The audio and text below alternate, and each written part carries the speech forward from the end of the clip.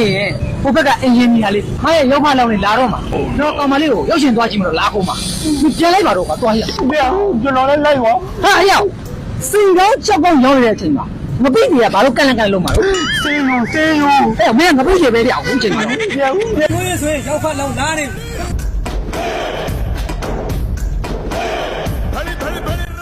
ဂျာရီဂျာဂျာဂျာရီတတ်တာဂျာရီတတ်တာကိုတက်ကနေလာလာလို့တာअरे पर करता बोल रहेဒီမှာတရားကြလို့अरे अरे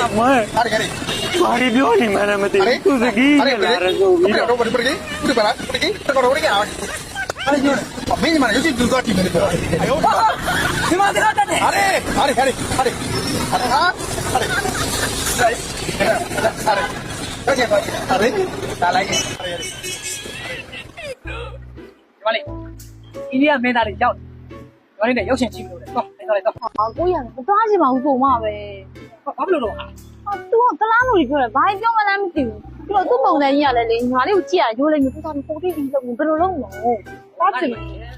ကလားစကားနားမလည်ဘူးဆိုပဲရေးလိုက်ငါလိုက်ပြောလိုက်ရတယ်စိတ်ချဘိုးတင်ပေးလိုက်ဒီမလေးရဲ့ပေါ်ပန်းကိုကြည့်ရင်don't know လို့ပြောလိုက် what အောက်ပိုင်းကိုသာလက်ကြည့်လိုက်စတော့လို့ပြောလိုက်အဲ့ဒါပုံစံပြသွားတယ် अरे नो अरे को पट्टा को तरह की अरे करोဒီငါလုံးမှာသာပါနေလားပြောမှာ मैं नहीं ဟာရမင်းဘာမှလကားကောင်းပြောတတ်တာပဲမင်းငါတော့မင်းယူထားတာမင်းညမငါရောက် हेलो बेटा माले ဟာရမင်းဘာမှလကားကောင်းပြောတတ်တယ်